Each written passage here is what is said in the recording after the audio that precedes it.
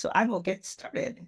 And just going over, just of course, thanking the DNI committee that we have here and being able to speak during Black History Month and bring in these guest speakers. Very, very excited about that piece. All right. So the first speaker that we have today is my dear friend, Dr. Ayanna Tyler Hardaway. She has written a book from Crack Mother to Wildflower. She is an author. She has been featured in many different pieces. She has worked at many different universities from Stanford to the University of Southern California. And I'd love to just hop in and start asking her a couple questions about her piece and her work. Thank you, Ayanna, for joining. Yes. Good morning or good afternoon, everyone. It is such a pleasure to be here. I'm so excited to be with you today. And thank you for inviting me, Kelsey. Absolutely. Absolutely. What made you want to write the book From Crack Mother to Wildflower? Tell us a little bit about that. Absolutely. And I'll kind of walk you all into how I came to this work. So I'll do a little bit more of a context about my sort of career path, my professional and research trajectory, because all of it led to this moment in this book that I published last year. So I have spent my entire professional career working within the institution of higher education. I've worked in a range of administrative roles across, as Kelsey mentioned, Temple University, Widener University, the University of California, San Diego, and currently I am a contract officer at Stanford University. So I've worked in research administration. I've administered research for many years across the higher institutional landscape. And so my educational pursuits, my research explores policy, college student access. I also focus heavily on the experiences of Black women and minoritized communities across educational and social contexts. But I'm a policy researcher. I'm a restorative researcher. And so what that means is typically I'm looking for systemic issues. I'm looking for where are there holes? Where are there gaps? How can we, resolve these issues? And so that's sort of the orientation of my research and my practice. And so as an independent qualitative researcher, I've always had this sort of affinity for Black women, particularly Black women-centered networks within Black family structures. And so I've always had this story that I wanted to tell about my mother, about what our family endured, because my mother was a victim of the crack epidemic between the 80s and 90s. Millions of families were implicated and victimized by this understudied moment in time. And so what I did in this book, it is called a critical autoethnography. So critical autoethnography, it is a methodology, it is a form of research that allows the researcher to turn the lens on themselves. And so what I did in this book, I historicized moments of my childhood. I provide some socio-political analysis of this moment in time and thinking about the role of media, thinking about the role of medical inaccuracies and flawed media hysteria and how it shaped dominant depictions of Black women who were pregnant and their children through the midst of the crack baby, through the midst of, the demonizing of Black women who were suffering from their addictions, right? And who were being criminalized. So this is interesting because I've always, as a scholar, I've always have loved playing with modes and genres of literature. I love sci-fi. I love Black speculative art. So Octavia Butler is an author I've always loved, Toni Morrison. And so what I wanted to do in telling this story is really combining speculative modes of literature and using it as a creative outlet to talk about trauma. And so I ended up developing a writing methodology called the Sankofa Writing Method. Sankofa is a West African word that simply just means in order to know where we're going, we must know where we come from. We must pay attention to our ancestral wisdom and our intuitive wisdom. And my family has always been spiritual and intuitive, and we've always had these different knowledge systems that we sort of lived by, but we would suppress these knowledge systems whenever we were navigating work or navigating education. And so it was just this really interesting play of utilizing poetry, creative expression to navigate and talk about things that I never really had a pathway or an outlet to talk about. So in the book, I talk about how high achievement ended up being my trauma response as a result of my mother's addiction. Trauma is something that, everyone has. And so my goal as an educational researcher and scholar is to think about, how we can utilize writing and storytelling as a pathway to navigating trauma And so this book was really exciting. It was really just a passion project. I self-published this book last year.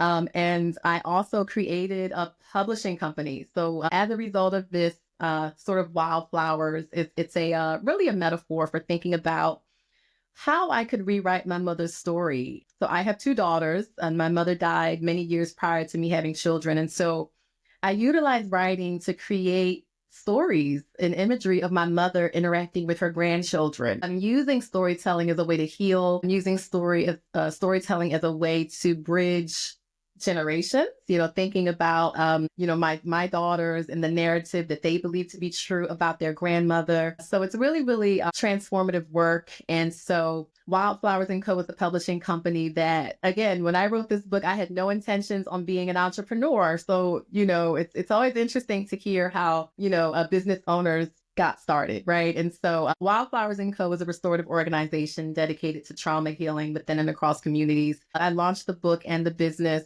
just a few months ago in November in Philadelphia. We want to we want to empower people and make sure that people understand that they are not their trauma.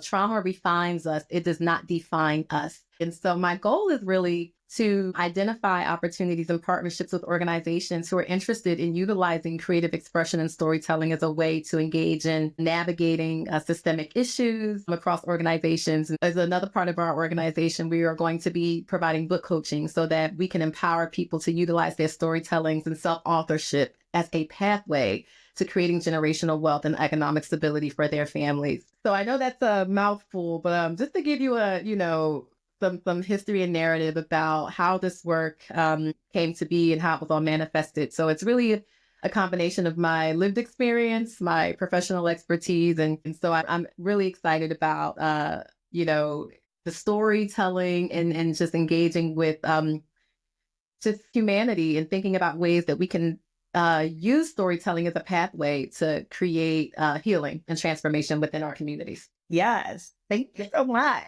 I love when you tell your story. Every time I hear it, I'm like, oh, so good. Um,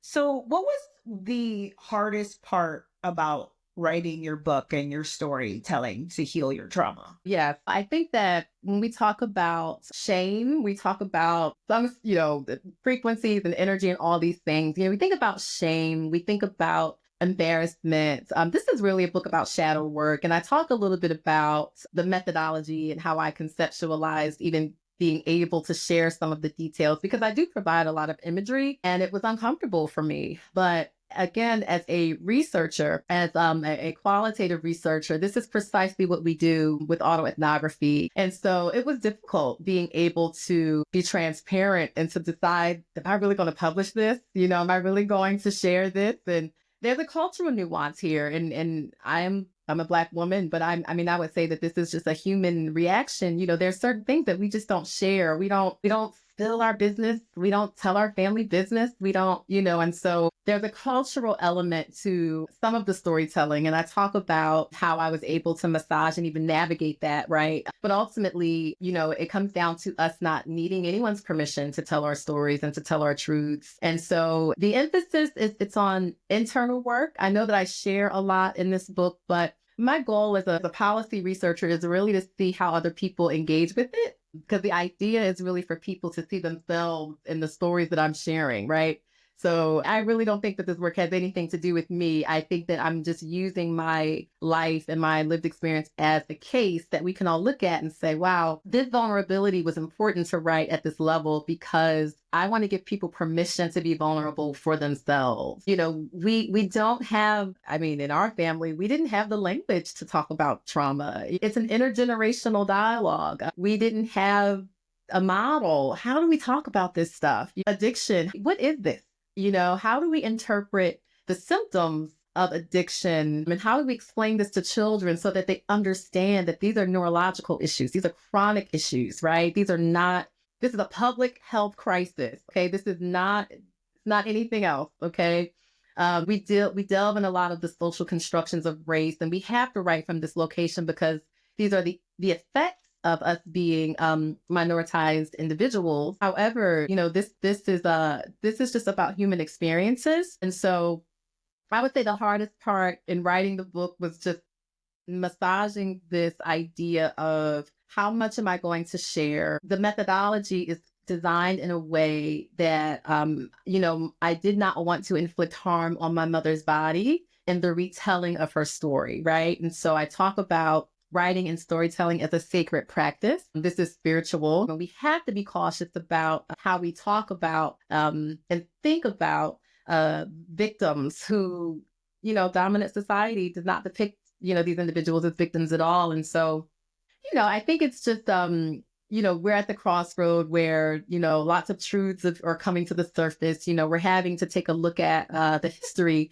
of the United States, and we're having to take a look at a lot of these marginalized stories. And so, I would say the hardest part was trying to develop a way to make people feel comfortable in saying, okay, all right, I can talk about this. Even if they don't publish it, they can at least get their own journal and start just releasing, all the things. It's designed to be liberating and introspective work. It's self work. I published my story, but that is not, everyone doesn't have to do that. Right. So yeah. I love that. I love that. I know we're coming up on time, so I have one more question for you. Yeah. So being a Black woman and, you're raising a Black family, you have a Black family, and you come from a Black family as well. What was the biggest challenge with starting your publication and starting to get into business and turning your passion into a business? Oh my goodness. So as a Black woman, I've had to navigate all the isms, gender, all of it. I've had to navigate that, but none of those things are barriers for me as I navigate this work. And so, as I am in this mission and engaging in this mission as a Black woman, my goal is to teach, because I truly do believe if you heal Black women, you heal everyone. If you design methodologies and if you design frameworks that are designed to meet the needs of the most vulnerable populations, you will catch everyone. It's not rocket science. And so, I engage in this work very selfless and very transparent. I utilize any of my challenges. I utilize any barrier, any adversity as fuel to support me in my journey towards entrepreneurship. So it's exciting. I love that. Thank you so much for coming and sharing your story. I really appreciate it. Lisa, I know you purchased the book, so if you could drop the link in the chat for people to be able to, yes. Thank you, Lisa, for your support. Drop the link in the I will chat. say it's hard, right? So I agree with you how difficult the story is to get out, and so you live with your own in your head. Yeah. So it is quite brave that you put it out on paper for all of us to consume. So, but I wonder, was it healing for you? That's without question.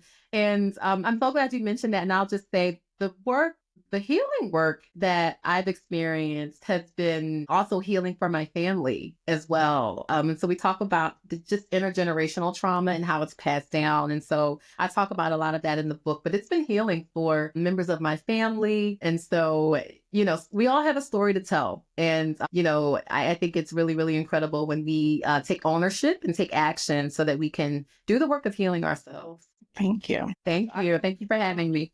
For the chat, in the chat. everybody. Thank Yeah. you so much, Ayana, for joining us.